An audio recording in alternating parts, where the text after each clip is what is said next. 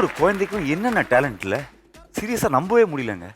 ஒவ்வொரு குழந்தையும் யூனிக், ஒவ்வொரு டேலண்ட்டும் வித்தியாசமாக இருக்குது. இவ்வளோ டேலண்ட்ஸ்க்கு நடுவில் வீட்டில் போன வாரம் சின்ன குருமா, கல்யாண நாளை மறந்துட்டேன், வீட்டில் வெடிச்சது பெரிய பட்டாசு. ஆனால் ஒரு பையன் 10,000 வருஷத்துக்குள்ளே என்ன டேட் சொன்னாலும் கிழமையை டக்குன்னு அடிப்பானாம். நம்ப முடியலல்ல? எல்லாரும் மொபைல் ஓப்பன் பண்ணுங்க, நம்ம அப்படியே செக் பண்ணுறோம். Okay, let's welcome Deekshan.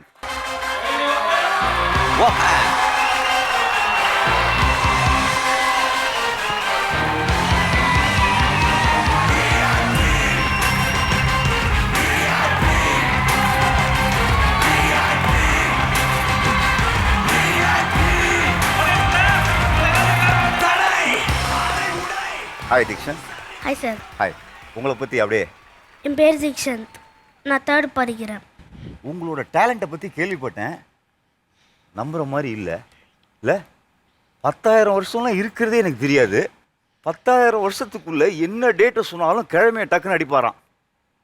நம்ப முடியுதா? இல்லை, இங்கே இருக்கிற ஆடியன்ஸும் சரி, டிவி பார்த்துட்டு இருக்கிற ஆடியன்ஸும் சரி, நம்ம அப்படியே பேரலாக செக் பண்ணுவோம் தம்பி சொல்கிற டேட்டு கரெக்டாக இல்லையான்னு. ரெடியா? கேலண்டர் ஓப்பன் பண்ணுங்க.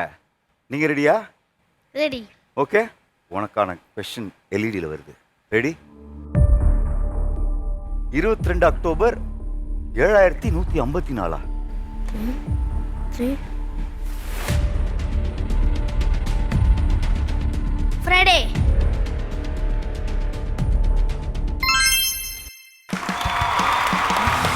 இந்த மாதிரிலாம் ஒரு வருஷம் இருக்கவே தெரியாது.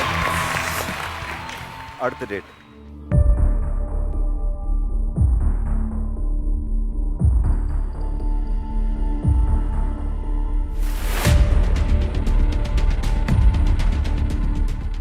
August 1950. சண்டே.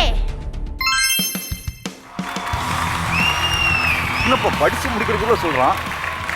அடுத்தது 23 ஆகஸ்ட் 9538.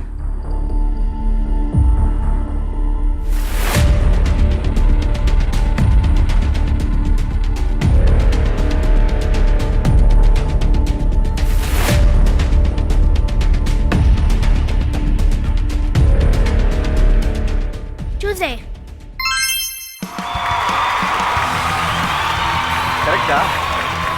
நீங்கெல்லாம் அந்த டீம் நினைக்கிறேன். நான் ஒரு செக் பண்ணிக்கிறேன். எனக்கெல்லாம் இந்த மாதிரி வருஷம் கேலண்டர் இருந்ததே டவுட்டாக இருக்குது. எனக்கு தெரிஞ்ச வருஷத்துலேருந்து போகிறேன். சிம்பிளாகவே போவோம். ஜனவரி 1, 2022.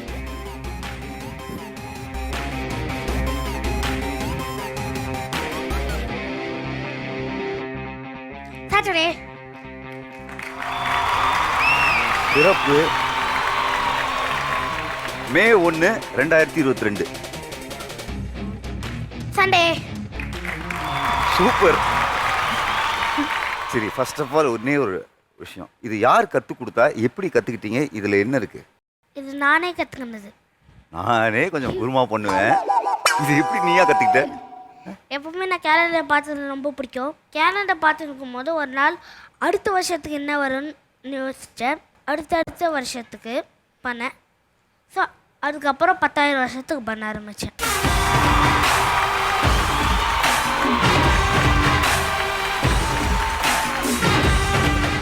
தீக்ஷித், உங்கள் பேரண்ட்ஸை உன் ஸ்டைல்லே இப்போ இன்வைட் பண்ணுறேன், பார்க்குறியா?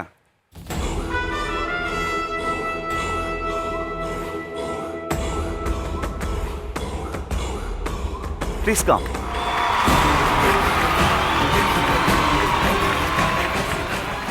அதாவது இந்த மாதிரி ஒரு டேலண்ட் கேள்விப்பட்டதே இல்லை. ஃபர்ஸ்ட் ஆஃப் ஆல் 10,000 வருஷம்னு சொன்னோன்னே நான் டவுட் ஆனேன். அப்படிலாம் கேலண்டர் இருக்கானே எனக்கு இன்றைக்கி தான் தெரியும். எப்படி இந்த மாதிரி ஒரு டிஃப்ரெண்ட்டான டேலண்ட்? ஆக்சுவலாக அவன் சின்ன வயசுலேருந்து எப்பவுமே நிறைய புக்கு படிப்பான். நாங்கள் அப்சர்வ் பண்ண வரைக்கும் சின்ன வயசுலேருந்து எது பண்ணாலும் அவன் புதுசாக பண்ணணும், கொஞ்சம் டிஃப்ரெண்ட்டாக பண்ணணும், அந்த மாதிரி நினைக்கிற ஆள். ஹைதராபாத்லேருந்து சென்னை வந்துன்னு இருக்கும். சென்னை வரும்போது நானும் ஒய்ஃப் வந்து இது மாதிரி தீபாவளி எப்போ வருது, பொங்கல் எப்போ வருது, அந்த மாதிரி பேசும்போது இவன் கரெக்டாக சொன்னான். உனக்கு எப்படி இதெல்லாம் தெரியுதுன்னா, இல்லைப்பா நான் கேலண்டர் பார்க்கும்போது இந்த மாதிரி வந்து இதுக்கு முன்னாடி என்ன இருக்கும், எப்போ அமாவாசை வரும், எப்போ பௌர்ணமி வரும், இதெல்லாம் வந்து ஆல்ரெடி அவன் தெரிஞ்சு வச்சுட்டு இருக்கான். ஓகே, இதை வந்து நம்ம வந்து இன்னும் கொஞ்சம் ஃபர்தராக மூவ் பண்ணலாம். அப்போ வந்து அவன் சொன்னது வந்து ஜஸ்ட் 3 இயர்ஸ். ஓகே, இதை வந்து ஒரு ரெக்கார்டாக க்ரியேட் பண்ணலாம் அப்படின்னு பண்ணோம். ஃபஸ்ட்டு வந்து ஒரு 10 இயர்ஸ்க்கு பண்ணோம். 10 years for India book of ரெக்கார்ட்ஸில் பண்ணோம். அவங்க வந்து அப்ரிசியேஷன் கொடுத்தாங்க. அதாவது அவர் சொன்ன மாதிரி கால்குலேஷன் எப்படி பண்ணான்னா, அவர் வந்து கேட்டோம் நாங்கள், நீங்கள் எப்படி இதெல்லாம் 10 இயர்ஸ்க்கு பண்ணீங்க அப்படி கேட்கும்போது 7 7 7 சம்திங் சொல்லிகிட்டே இருந்தான். எங்களுக்கே கன்ஃபியூஷன் ஆயிடுச்சு. உட்காந்து பேசணும், தம்பி நீ சொல்கிறது புரியலை, நம்ம எடுத்துகிட்டு போகிறது ஃபர்தராக போகிறதுக்கு நீ சொன்ன கான்செப்ட் எங்களுக்கு புரிஞ்சாதான் நாங்கள் ஃபர்தராக கொண்டு போவோம் அப்படி பேசணும்.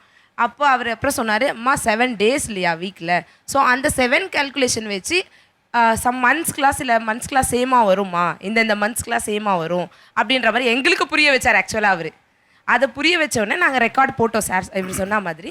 அது அப்ரிசியேஷன் கிடச்சிச்சு. 10 இயர்ஸ் கிடைக்கும் போது நாங்கள் அவர் அப்ரிசியேஷன் பார்க்கும்போது அஸ் அ ரெக்கார்டு ஹோல்டராக தம்பியை நிற்க வைக்கணும், ஸோ அதுக்கு என்ன ஸ்டெப் பண்ணலாம் அப்படின்னு சொல்லிட்டு யோசித்து பண்ணிட்டோம்.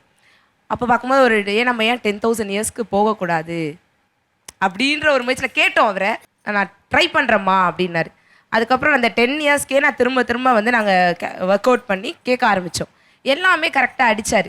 ஸோ அப்புறம் தான் ஓகே நம்ம ஒர்க் அவுட் பண்ணி தம்பியை கொண்டு போகலாம், சம் மென்டல் கால்குலேஷன் பண்ணி அப்படின்ற மாதிரி நாங்கள் எடுத்துகிட்டு வந்தோம் சார். இது அதாவது இந்த ஃபார்முலாவோட பேசிக்ஸ் கேட்குறதுக்கே அவ்வளோ நாலேஜ் வேணும் போல இருக்கு.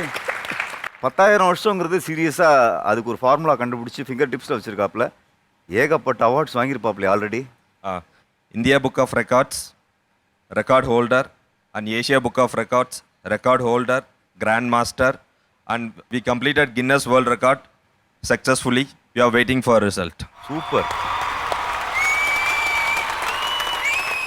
இப்படி ஒரு மல்டி டேலண்டட் தீக்ஷந்துக்கு கலாம் வேர்ல்ட் ஆஃப் ரெக்கார்ட்ஸ்லேருந்து ஒரு அவார்ட் கொடுத்து நம்மளோட சூப்பர் ஹீரோஸ் மேடையில் ரெக்கக்னைஸ் பண்ண போகிறாங்க. கூப்பிடலாமா?